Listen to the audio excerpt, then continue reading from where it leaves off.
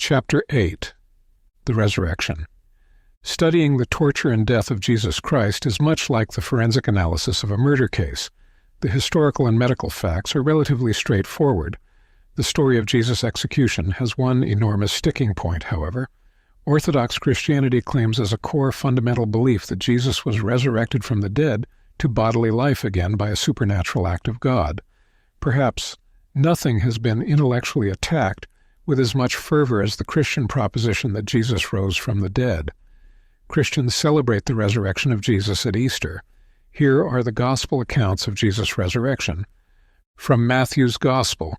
Now after the Sabbath, at dawn on the first day of the week, Mary Magdalene and the other Mary went to look at the tomb.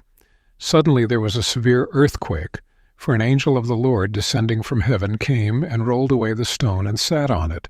His appearance was like lightning, and his clothes were white as snow. The guards were shaken and became like dead men because they were so afraid of him. But the angel said to the women, "Do not be afraid. I know that you are looking for Jesus who was crucified. He is not here, for he has been raised, just as he said. Come and see the place where he was lying. Then go quickly and tell his disciples, he has been raised from the dead. He is going ahead of you into Galilee. You will see him there. Listen, I have told you." So they left the tomb quickly, with fear and great joy, and ran to tell his disciples. But Jesus met them, saying, "Greetings." They came to him, held on to his feet, and worshipped him. Then Jesus said to them, "Do not be afraid. Go and tell my brothers to go to Galilee. They will see me there." Matthew 28, 1-10. From Mark's Gospel. When the Sabbath was over, Mary Magdalene, Mary the mother of James, and Salome bought aromatic spices so that they might go and anoint him. And very early on the first day of the week, at sunrise, they went to the tomb. They had been asking each other, "Who will roll away the stone for us from the entrance to the tomb?" But when they looked up, they saw that the stone, which was very large, had been rolled back. Then as they went into the tomb, they saw a young man dressed in a white robe sitting on the right side, and they were alarmed. But he said to them, "Do not be alarmed. You are looking for Jesus the Nazarene who was crucified. He has been raised. He is not here. Look, there is the place where they laid him. But go, tell his disciples, even Peter, that he is going ahead of you into Galilee. You will see him there, just as he told you." Then they went out and ran from the tomb, for terror and bewilderment had seized them, and they said nothing to anyone because they were afraid. Mark 16, 1-8. From Luke's Gospel. Now on the first day of the week, at early dawn, the women went to the tomb, taking the aromatic spices they had prepared. They found that the stone had been rolled away from the tomb, but when they went in, they did not find the body of the Lord Jesus. While they were perplexed about this, suddenly two men stood beside them in dazzling attire. The women were terribly frightened and bowed their faces to the ground. But the men said to them, "Why do you look for the living among the dead?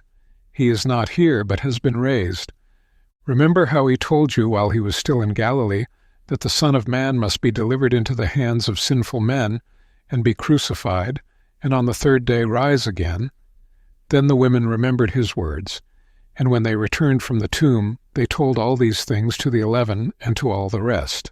Now it was Mary Magdalene, Joanna, Mary the mother of James, and the other women with them who told these things to the apostles. But these words seemed like pure nonsense to them, and they did not believe them. But Peter got up and ran to the tomb. He bent down and saw only the strips of linen cloth.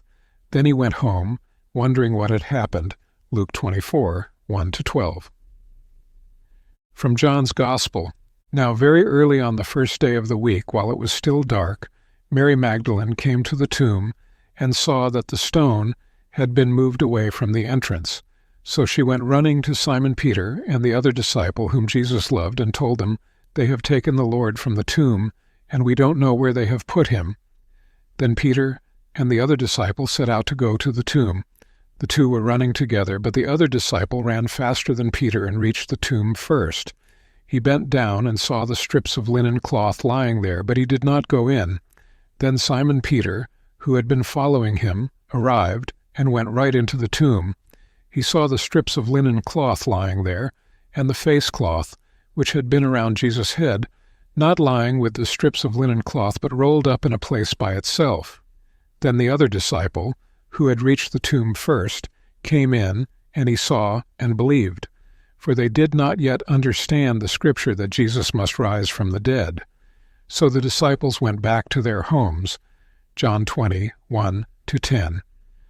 Synopsis of the Gospel accounts of Jesus' resurrection.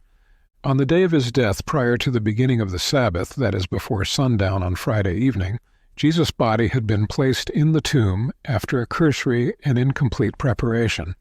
On the day after the Sabbath, that is, Sunday morning, a group of women, most notable among them Mary Magdalene, went to Jesus' tomb at daybreak to finish the usual embalming customs. The women brought aromatic spices that they had compounded, Luke 23:56, and Luke 24, verse 1. The biblical accounts are consistent with known Jewish funerary customs in Jesus' time. Preparation for burial began immediately after death in order to bury the body the same day, Deuteronomy 21, verse 23. Funerals could not be performed on the Sabbath, however. Embalming practices included washing the body, anointing the body with water and oil, and sprinkling perfume on the corpse before wrapping it in a shroud. Spices may also be sprinkled over the body prior to wrapping. Once finished, and the body wrapped, spices were sprinkled in the tomb and over the deceased. An angel rolled away the stone from the tomb entrance, and Jesus departed. When the women arrived, they were therefore bewildered to find that the stone had been rolled away and the tomb empty. The Jewish temple guard standing watch over the tomb fainted when they saw the angel and left the scene after they had regained consciousness. The women encountered angels, then left to go tell the disciples, but met Jesus on the way. The Synoptic Gospels include Mary Magdalene in the group of women. John's Gospel states Mary Magdalene left the empty tomb to go find Peter and John, thinking Jesus' body had been stolen. Mary Magdalene returned to the tomb with Peter and John. Peter and John were perplexed by the empty tomb and departed to their respective homes. Mary Magdalene stayed at the tomb, weeping, and encountered Jesus, initially mistaking him to be a gardener. Why the variation in details between the Gospel accounts? There are variations in detail and sequencing of events among the Gospels regarding the discovery of Jesus' resurrection. This is not unusual for eyewitness testimony, according to cold case murder detective J. Warner Wallace. Eyewitnesses frequently recall or emphasize certain aspects of the same event differently. This does not indicate any of the witnesses are lying. Rather, it is consistent with variations of individual perception and memory of the most important features of an event. The Gospel accounts were written by different people at different times and in different locations. Some variations in the story would be expected. If all the biblical accounts were identical in every detail, it would raise suspicion of deliberate corroboration. This is not the case, however. Rather, the unifying big picture of each Gospel account is that Jesus was resurrected to bodily life, and that his resurrection was discovered by multiple persons the same day. Jesus' resurrection was later verified by additional subsequent meetings with his followers, both separately and in groups. Appearances of Jesus after the resurrection. Many meetings with Jesus after Easter are recorded in the New Testament. Jesus met with two of his followers later on the day of his resurrection while they were walking to the nearby town of Emmaus, Luke 24, 13-31. Jesus met with his disciples without Thomas present, called Didymus, or the twin, commonly known as Doubting Thomas, John 20:19-23. He again met his disciples when Thomas was also present. Jesus demonstrated to Thomas that his physical body had been resurrected to life again by asking Thomas to feel the nail and spear wounds for himself, John 20:26-29. Jesus met with Peter, Luke 24:34. He cooked breakfast for his disciples, Simon, called Peter, James, John, Nathanael, and Thomas, called Didymus, and ate with them, John 21:1-16. Paul, on his way to Damascus intending to persecute Christians there, encountered Jesus. This resulted in Paul believing Jesus to be the Messiah, Acts 9:3-6. Paul noted later that after his resurrection, Jesus met with Peter, James, and all the apostles, plus spoke to a crowd of over 500 people at once, 1 Corinthians 15, 3-7. Jesus also met with an unnumbered group of disciples prior to his ascension into heaven, Acts 1, 6-9. It should also be noted that the Gospels provide only a partial list of Jesus' appearances and activities after the resurrection, John 20:30-31, and Acts 1, verse 3. Analysis. Forensic homicide detective J. Warner Wallace notes that every well-documented and successfully prosecuted criminal case has its weak points, limitations of evidence, and unanswered questions. Jurors are able to weigh the evidence and determine the superior explanation for the facts. With Christianity, the stumbling block is the bodily resurrection of Jesus. Many are unable to consider the possibility of a supernatural explanation for the disciples' belief that Jesus had risen from the dead. This is an understandable position. Yet, if the resurrection story is a fabrication, it is difficult to explain the disciples' unwavering commitment to preach about Jesus' resurrection in spite of great personal risk. Is there a plausible alternate explanation for the disciples' beliefs and actions? The strength of any hypothesis lies in its ability to explain all the facts and predict observed data. The claims of Jesus' resurrection from the dead to bodily life again should be able to withstand logical scrutiny, even though special assumptions are required. Human proclivity is to favor naturalistic explanations and turn a blind eye to the possibility of a supernatural explanation. To objectively consider all proposed explanations for Jesus' resurrection, however, prejudices must be set aside.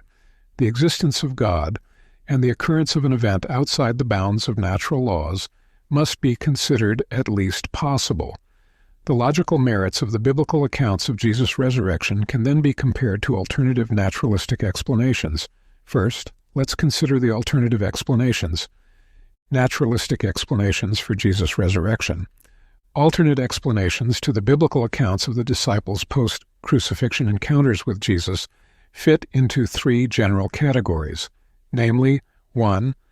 Jesus didn't actually die, 2. The disciples perpetrated a hoax, or 3.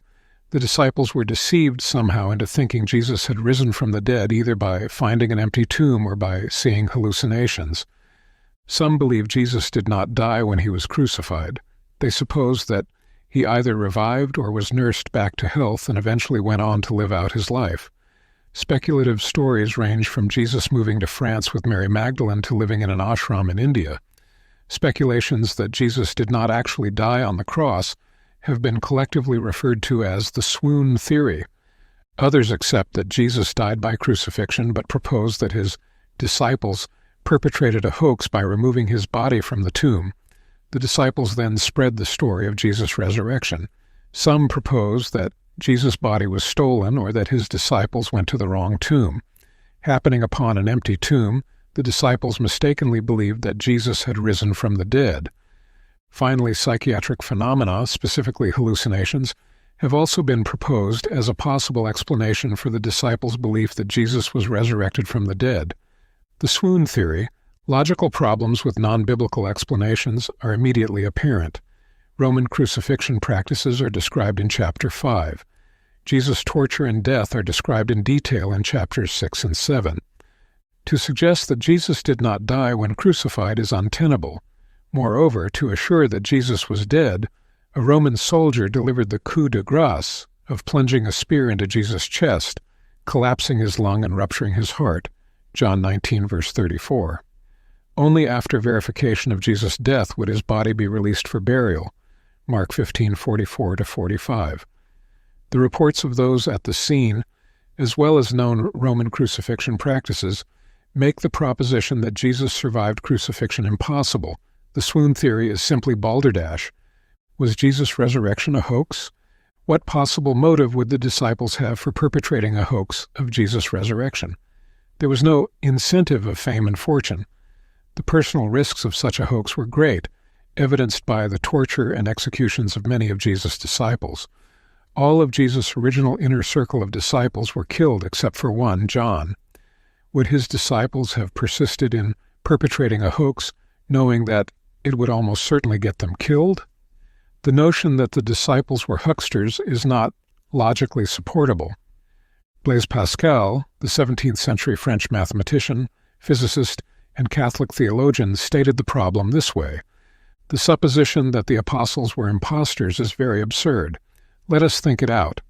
Let us imagine those 12 men assembled after the death of Jesus Christ, plotting to say that he was risen. By this, they attack all the powers. The heart of man is strangely inclined to fickleness, to change, to promises, to gain.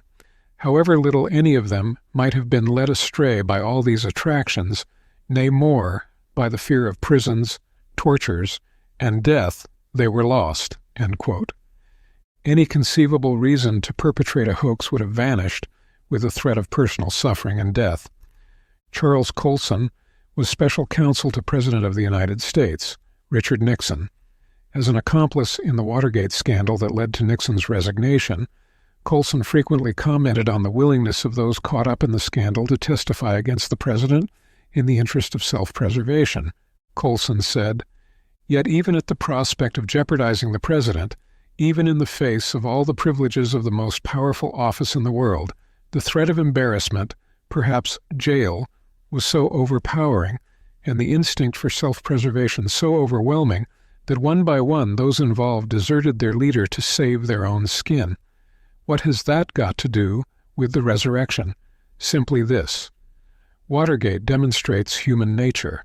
No one can ever make me believe that 11 ordinary human beings would for 40 years endure persecution, beatings, prison, and death without ever once renouncing that Jesus Christ was risen from the dead. Only an encounter with the living God could have kept those men steadfast. Otherwise, the Apostle Peter would have been just like John Dean, running to the prosecutors to save his own skin." End quote. Who knowingly sacrifices their life for a lie? It can be reasonably assumed that any hoax of Jesus' resurrection would have been abandoned as soon as the disciples started getting killed.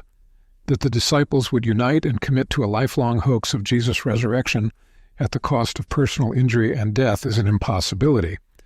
Body snatchers? Could finding an empty tomb have caused the disciples to believe Jesus had been resurrected? The 1876 attempt to steal Abraham Lincoln's body from the grave was bungled and unsuccessful. But what if the body snatchers had succeeded? Would anyone have believed that Mr. Lincoln had risen from the dead? A physician, Dr. Charles Leal, was at Lincoln's side within seconds of the assassination. He found Lincoln without a detectable pulse. While examining Lincoln, Dr. Leal removed a blood clot from the back of Lincoln's head, found the gunshot wound, and probed it with his left small finger. Mr. Lincoln showed some signs of life after Dr. Leal's resuscitation efforts, but he remained paralyzed and comatose. Recognizing that there was no chance that Mr. Lincoln could survive, Dr. Leal held Lincoln's hand through the night until he died 9 hours later. Dr. Leal knew that people sometimes rally at the moment of death, a phenomenon called terminal lucidity. If Mr. Lincoln were to become conscious at the moment of death, Dr. Leal wanted him to know that, quote, he was in touch with humanity and had a friend, end quote. Would finding Lincoln's tomb empty have convinced Dr. Leal that Mr. Lincoln had risen from the dead? Had Jesus' body been taken by body snatchers, would this give rise to the story of his resurrection? Actually, when Mary Magdalene found Jesus' grave empty, she thought his body had been stolen. She immediately went to Peter and John and told them. Mary Magdalene said, "They have taken the Lord from the tomb, and we do not know where they put him." John 20, verse 2. A missing body does not suggest the idea of resurrection from the dead.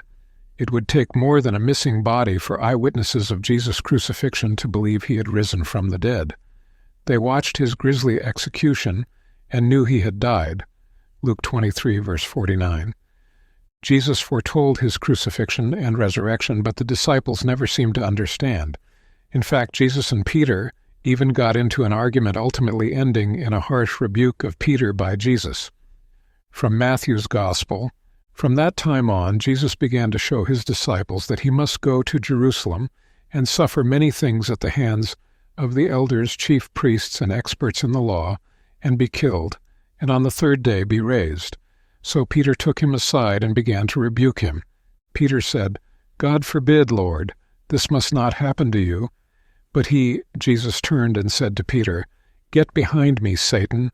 You are a stumbling block to me because you are not setting your mind on God's interests, but on man's." Matthew 16:21-23. While some Jews believed in the resurrection of the dead at the end of time, others did not believe in any resurrection at all.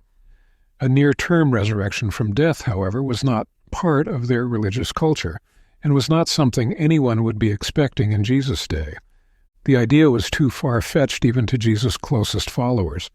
To think Jesus' disciples had excited expectations of his resurrection is not supportable. It is inconsistent with cultural beliefs of the time as well as the biblical accounts. Luke 24:10-11, also verses 17 and 21. After Jesus was crucified, the disciples were forlorn and in hiding. John 20, verse 19. Did they go to the wrong tomb? How can going to the wrong tomb lead to the conclusion that Jesus had been resurrected from the dead? Again, an empty tomb simply does not suggest the idea that the dead have been resurrected. In the case of Jesus' burial, the tomb was the family property of a wealthy and socially prominent Sanhedrin member, Joseph of Arimathea. The tomb was intended for the burial of several generations of family members. Joseph's family tomb would be easily identifiable. It was new, large, cut in stone, and empty. Jesus' body was taken to Joseph's family tomb specifically because it was near the crucifixion site, and it was late in the day, just prior to the beginning of Sabbath, John 19, verse 41. Mary Magdalene and others saw Jesus' body put in the tomb, Mark 15, verse 47, Matthew 27, verse 61, and Luke 23, verse 55. They knew where the tomb was. They had to. It was the women's task to return to Jesus' tomb after the Sabbath and complete customary embalming. Even in the implausible scenario that Mary Magdalene and the other women could not find the correct tomb, the logical next step would be to inquire of the cemetery staff. If no staff were available, surely one of the other disciples would have remembered where the correct tomb was. If all else failed, they could inquire of Joseph of Arimathea to direct them to the location of his family's new stone-cut tomb. In actual fact, the location of the tomb was known and could be easily located. The resurrection of Jesus cannot be explained away by the proposition that the women mistakenly went to the wrong tomb on their way to complete the usual funeral customs. It is noteworthy that the chief priests went to great effort to see that Jesus' body stayed in the tomb. They asked Pontius Pilate to place soldiers at Jesus' tomb to ensure that the body was not stolen. Pilate told them, "You have a guard. Go your way. Make it as secure as you can." Matthew 27, verse 65, Modern English Version. But the temple guard soldiers fainted when they saw an angel remove the stone from the entrance to the tomb. When the guards regained consciousness, they went to the chief priests and informed them of what they had seen. The soldiers were then bribed by the chief priests to spread the story that Jesus' body had been stolen. From Matthew's Gospel. While they were going, some of the guard went into the city and told the chief priests everything that had happened. After they had assembled with the elders and formed a plan, they gave a large sum of money to the soldiers, telling them, "You are to say, 'His disciples came at night and stole his body while we were asleep.' If this matter is heard before the governor, we will satisfy him and keep you out of trouble." So they took the money and did as they were instructed. And this story is told among the Jews to this day. Matthew 28, 11-15. The story that Jesus' body had been stolen seems to have been widely circulated. Justin Martyr, a second-century Christian apologist, said that this was still commonly reported in his time. The obvious must not be overlooked. To disband Jesus' followers and put an immediate end to the story of his resurrection, all that was needed was to exhume Jesus' body. Jesus' body was placed in a new stone-cut tomb belonging to Joseph of Arimathea, a prominent social figure. Joseph was a well-respected, wealthy member of the Sanhedrin, but had not been complicit with their plans to kill Jesus, Mark 15, verse 43, and Luke 23, verse 51. It was not a secret that Joseph had obtained Jesus' remains for burial. He had to obtain permission from Pontius Pilate to take Jesus' body away for burial, Mark 15:43-45. The location of the tomb was known. The chief priest placed military surveillance at the tomb, after all. It would have been a simple matter for the chief priests and Sanhedrin to compel Joseph to exhume Jesus' body. Why did the chief priest perpetrate a lie about body snatchers rather than simply exhume Jesus' body for public display? It was customary for the remains of crucifixion victims to be left on the cross and eaten by scavenging animals. This usual protocol was not followed the day of Jesus' execution because the next day was an especially important Sabbath, namely the Sabbath during Passover week, John 19, verse 31. However, to prove a point, the authorities could have suspended Jesus' body on the cross again the day after the Sabbath. Had Jesus' corpse been exhumed, put back up on the cross, and left on public display until consumed by scavenging animals, Christianity would not exist. The hallucination hypothesis. Recognizing the logical problems with swoon theories, wrong tomb or body-snatching explanations, hallucination hypotheses, have been embraced by some to explain the disciples' meetings with the resurrected Jesus. Could the disciples have experienced psychological phenomena leading them to believe Jesus had been resurrected from the dead to bodily life? Such arguments are inherently problematic. What are hallucinations? A hallucination is an experience in one or more of the five senses in the absence of external stimuli, yet it is perceived by the conscious mind as real. It is a symptom of an underlying problem. Why hallucinations are occurring must be identified. This is the underlying flawed premise of most writers who embrace a hallucination hypothesis for Jesus' resurrection. The most important question is not addressed. Specifically, what underlying pathology, that is diagnosis, caused the hallucination? A medical explanation for hallucinatory symptoms is mandatory. Hallucination as a standalone explanation for Jesus' resurrection is unacceptable. Could Jesus' disciples have suffered from the types of medical conditions that cause hallucinations? Hallucinatory symptoms can be thought of as arising from one of three general medical categories: psychophysiological, psychobiochemical, and psychodynamic. Psychophysiological causes of hallucination are due to changes in brain structure or function, for example, hallucinations due to a brain tumor or occurring after a seizure. Psychobiochemical causes of hallucinations arise from chemical derangement, for example, hallucinations during delirium, tremens, from alcohol withdrawal. Psychodynamic causes of hallucinations refer to intrusion of abnormal thoughts and perceptions into the conscious mind. This occurs in psychiatric illnesses such as schizophrenia. In Jesus' time, there was little to no treatment for the kinds of medical conditions that cause hallucinations. Those with severe brain or psychiatric disorders were considered lunatics or demonized and were shunned and ostracized. Who would listen to the severely mentally ill and consider their testimony reliable? Could so many different people at different times and different locations have had physical, biochemical, or psychiatric disturbances causing them to have similar, even identical hallucinations? Hallucinatory symptoms are often associated with those suffering from more severe psychiatric disorders. The rapid spread of Christianity in the first century required organized planning and deliberate action by capable individuals. Christianity spread so fast that Christians were a recognized religious minority by the early 60s AD. Nero blamed them for the Great Fire in Rome. In 64 AD, Nero launched the first mass persecution campaign by Romans against Christians. Could a band of lunatics with severe untreated psychiatric illnesses have deployed such a rapid and successful widespread expansion of Christianity? Did the Apostle Paul have conversion disorder? The Apostle Paul had persecuted and killed Christians when he was a Pharisee, Acts 9, 1-2. While traveling to Damascus, intent on persecuting the Christians there, he met Jesus on the road and became blind for 3 days, Acts 9, 7-9.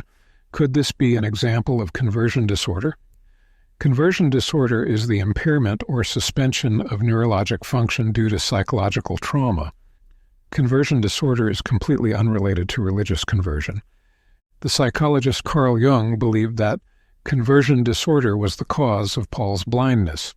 Jung hypothesized that Paul had really been a Christian for some time subconsciously, even though he vigorously persecuted Christians.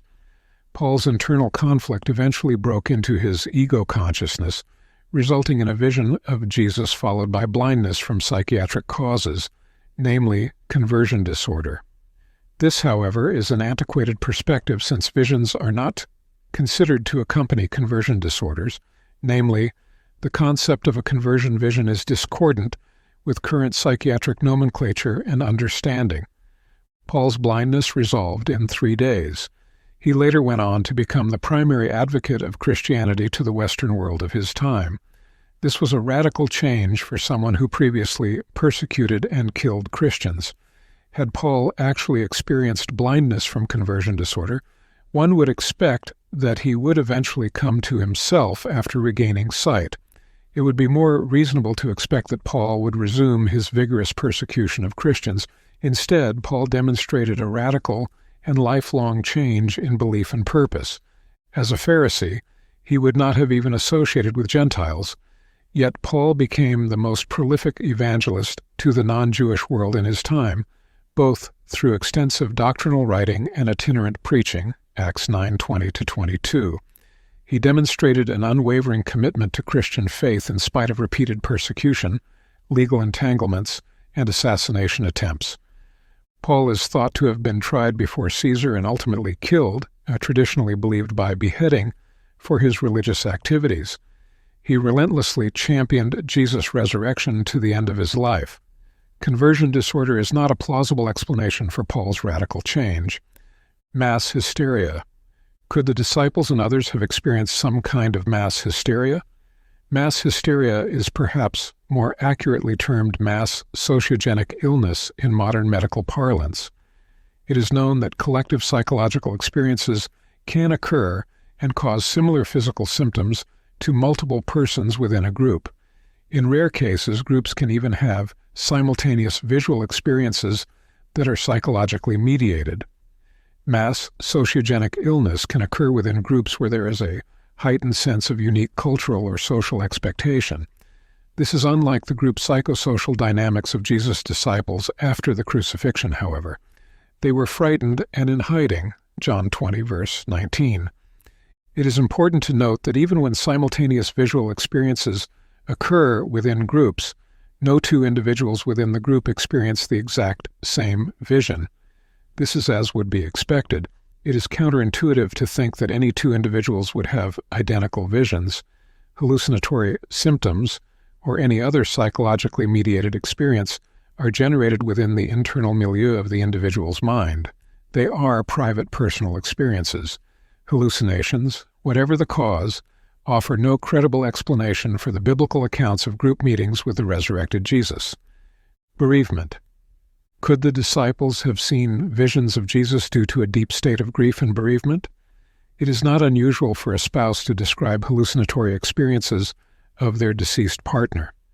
The most common description of this kind of grief experience is a sense of closeness. However, auditory and visual experiences can occur. Visual encounters of a deceased spouse are rare, but when they occur, are rapidly transient and not interactive. These kinds of grief experiences are psychologically mediated, as are hallucinations, but they are not considered pathological, that is, related to illness. Rather, they are within the bounds of the normal sequelae of grief and bereavement. These kinds of bereavement hallucinations do not compare with the disciples' meetings with the resurrected Jesus, however. Bereavement experiences of this kind usually occur with the spouse of the deceased, not friends and associates. Also, bereavement hallucinations cannot explain Jesus' simultaneous meetings with groups of people. Again, psychologically mediated visual experiences, including those related to bereavement, are private and personal experiences. Biblical accounts describe the resurrected Jesus meeting with individuals and groups, eating with them, and having extended conversations and personal contact with them. The numerous and variable nature of the disciples' meetings with Jesus make them unlike bereavement hallucinations. It is noteworthy that hallucinations from bereavement, even when they are auditory or visual, never lead the living spouse to conclude that the deceased has been resurrected from the dead. Rather, they are personal experiences about which the living spouse is reluctant to speak. Bereavement experiences are most common among widowed spouses and more prevalent among those who had happy relationships with the deceased. Bereavement experiences among friends are possible but would be unusual. In short, bereavement hallucinations are rare and unlike the biblical accounts of the resurrected Jesus. A bereavement vision hypothesis for the resurrection of Jesus is not supportable. Minimal proofs. Argument for Jesus' resurrection. There are ample reasons to consider the Gospels as reliable eyewitness accounts. However, we need not solely rely on the authenticity of the Gospels to assess the Christian claims of Jesus' resurrection. For the sake of argument, let us consider the Bible as an unexceptional piece of evidence alongside other ancient literary references of Jesus. There are a handful of facts about Jesus accepted by essentially all historical scholars, Christian or not, that do not rely on the biblical texts. These form the basis of the minimal proofs argument for the resurrection of Jesus. Accepted historical facts about Jesus allow us to form some conclusions. No faith required. There are at least 5 facts accepted as historically valid that form the basis of the minimal proofs argument that Jesus was resurrected from the dead. 1. Jesus was a historical figure who was executed by crucifixion. 2. Jesus' disciples experienced something that made them believe Jesus had been bodily resurrected to life after his execution. 3. The Apostle Paul had a radical transformation after allegedly meeting the resurrected Jesus.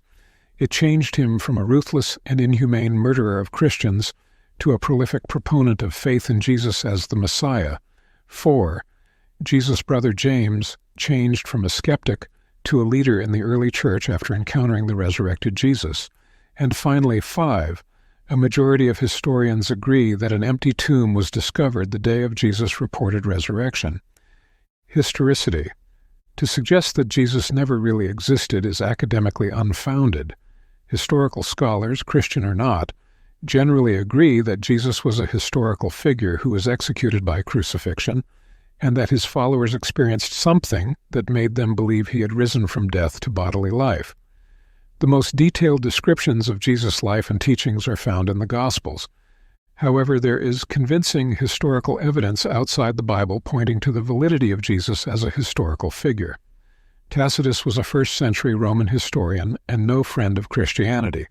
His writings attest to the rapid spread of Christianity in the Roman Empire. Christians, as they had become known, were followers of a person called Christ, who had been crucified by Pontius Pilate. Christians became a recognized and hated minority in the Roman Empire. Tacitus wrote, "Nero fastened the guilt and inflicted the most exquisite tortures on a class hated for their abominations, called Christians by the populace. Christus, Latin for Christ, from whom the name had its origin, suffered the extreme penalty," Tacitus referring to crucifixion, "during the reign of Tiberius at the hands of one of our procurators, Pontius Pilatus, and a most mischievous superstition thus checked for the moment again broke out not only in Judea, the first source of the evil, but even in Rome." End quote. Tacitus refers to Christians believing, quote, "a most mischievous superstition," end quote, almost certainly a reference to the Christian belief that Jesus resurrected from the dead after crucifixion. Tacitus's writings on Christianity are of particular importance because he corroborates the gospel accounts of Jesus' crucifixion by Pontius Pilate. He further attests that early Christians believed Jesus had risen from the dead, that Christianity had spread widely through the empire, and that Christians were hated and persecuted. As a non-Christian Roman author, Tacitus provides important historical documentation. Tacitus's anti-Christian tone makes it virtually impossible for this passage to be a Christian forgery. Literary evidence outside the Bible for the historicity of Jesus is discussed in further detail in Chapter 2. Disciples meeting the resurrected Jesus. The disciples experienced something that made them believe Jesus had risen from the dead. Naturalistic hypotheses seeking to explain away the biblical accounts of Jesus' resurrection lack logical merit. Swoon theories, body snatching or going to the wrong tomb, are simply unsatisfactory. Hallucination hypotheses for Jesus' resurrection are fraught with greater difficulty than is often realized. Hallucination explanations for the disciples' meetings with Jesus are not medically logical. Proponents of hallucination hypotheses are naive to the medical understanding of causation for hallucinatory symptoms. It is untenable to think that all the disciples were suffering from severe medical or psychiatric illnesses, causing them to hallucinate. Jesus' disciples also do not fit the profiles or group psychodynamics of those experiencing mass sociogenic illness, formerly called mass hysteria, or bereavement visions. Perhaps most importantly, hallucination hypotheses offer no acceptable explanation for the biblical accounts of group meetings with the resurrected Jesus. Naturalistic explanations are unable to explain away the biblical accounts of Jesus' resurrection, nor offer superior alternative explanations for the historical rise of Christianity in the first century. The biblical accounts best explain why the disciples placed their lives in peril to preach that Jesus was the Messiah and that he had risen from the dead. The Apostle Paul had been an ardent persecutor of Christians. He was an intellectual and rising star in the Hebrew religious culture of his time. He was famous for his religious fervor in persecuting and murdering Christians, ostensibly in the name of God. How is it that someone like Paul would turn 180 degrees to become the most influential proponent of Jesus' resurrection to the Western world? Paul's religious fervor to spread Christianity was relentless, in spite of enormous resistance and persecution. In 2 Corinthians 11:23-27, he was ultimately martyred. So far as Paul was concerned, he had met the resurrected Jesus. 1 Corinthians 15, verse 8. A consensus of scholars also concur that Paul believed Jesus was actually physically alive when they met. Attempts to explain Paul's drastic and lifelong change as arising from a psychological event such as conversion disorder are untenable. Paul's commitment to the arduous task of spreading Christianity is difficult to explain apart from Paul's own report that he had met the resurrected Jesus and believed that he was the Messiah. About James, the brother of Jesus, didn't buy into Jesus' claims. Quote, "For not even his own brothers believed in him," end quote, John 7, verse 5. Who would believe their sibling was the Messiah, the epic leader foretold in Hebrew prophecy, who also claimed to be God incarnate? The unhappy but obvious suspicion would be that brother was psychologically deranged. With the likely exception of Jesus' mother, his family thought he was a lunatic. From Mark's Gospel, when his family heard this, they went out to restrain him, for they said, "He is out of his mind." End quote. Mark 3, verse 21. Worse than having a sibling with psychiatric illness would be the tragedy of seeing your mentally ill brother crucified by Roman soldiers. Jesus appeared to James after the resurrection, 1 Corinthians 15, verse 7. James's belief that he had encountered the resurrected Jesus produced a radical change of heart. James became the leader of the Christian church in Jerusalem, Acts 15, verse 13. Paul referred to James, the Lord's brother, as an apostle in the church, Galatians 1, verse 19. James's commitment to leading the church in Jerusalem and preaching Jesus' resurrection was unswerving. He was eventually executed for his religious activity, according to Josephus. Josephus wrote, "Festus was now dead, and Albinus, procurator of Judea after Porcius Festus, was but upon the road. So he assembled the Sanhedrin of judges, and brought before them the brother of Jesus, who was called Christ, whose name was James, and some others, or some of his companions, and when he had formed an accusation against them as breakers of the law, he delivered them to be stoned." End quote. Josephus, a Jewish historian and naturalized Roman citizen, wrote for a Roman audience. He had no sympathy for Christians. The historical validity of Josephus's record of James's execution is not questioned. It is clear that James believed he met the resurrected Jesus. His behavior is difficult to explain otherwise. The empty tomb, a consensus of scholars, Christian or not, concur that finding an empty tomb was within the sequence of events that day. Is there a reasonable explanation apart from the Bible? Suggestions that the disciples couldn't find the tomb or went to the wrong tomb simply don't make sense. Joseph of Arimathea was a Sanhedrin member and prominent social figure. It was no secret that he had obtained permission to enter Jesus' body. The location of the tomb was known. Was Jesus' body stolen? Jesus was a highly visible public figure. He had a controversial trial with high-level hearings before the Sanhedrin, Pontius Pilate, and Herod Antipas. He was publicly beaten and executed. Temple Guard soldiers were placed at his tomb to assure the body was not stolen. Tales of body snatchers seem impossible. The Jewish leaders did not exhume Jesus' corpse as significant. Why didn't they? It would have been the quickest and most direct way to destroy the religious movement Jesus started. The Sanhedrin could have compelled Joseph of Arimathea to open the tomb and exhume Jesus' body. Jewish leaders desperately wanted to refute the reports that Jesus had been resurrected from the dead, but were unable to definitively do so. Evidence would suggest they were incapable of producing his corpse for public display. The first Christian creed.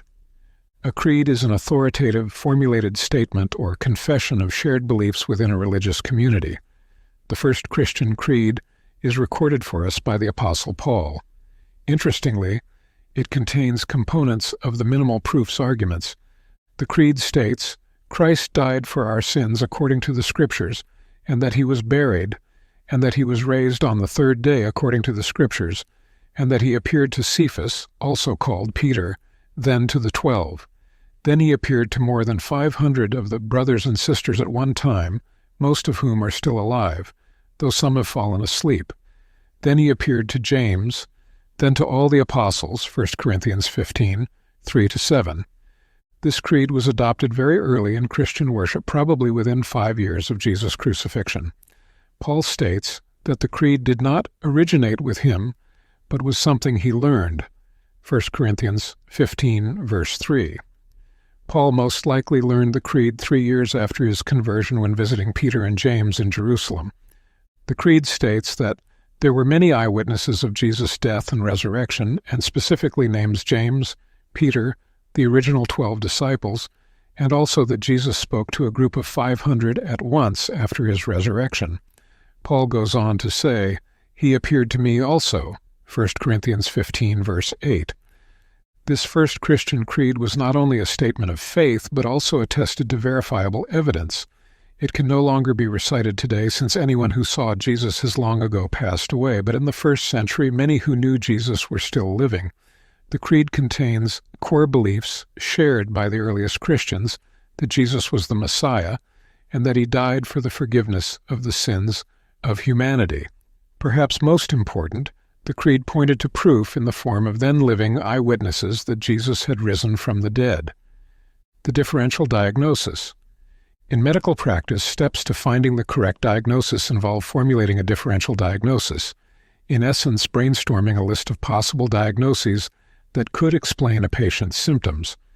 The differential diagnosis method is a systematic logical process where the list of potential diagnoses shrinks as the physician is able to eliminate less likely diagnoses by scientific method. The doctor collects facts, such as symptoms reported by the patient, physical examination findings, and review of medical records. This initial step often enables the physician to narrow the list of possible diagnoses. The doctor may request additional information via supplemental special tests, for example, X-rays, MRIs, lab tests, etc. The list of potential diagnoses is stratified by logical merit and refined step by step. The physician gradually eliminates potential diagnoses from the list in favor of those that better explain the data. This process generally leads the skilled physician to the correct diagnosis and appropriate treatment.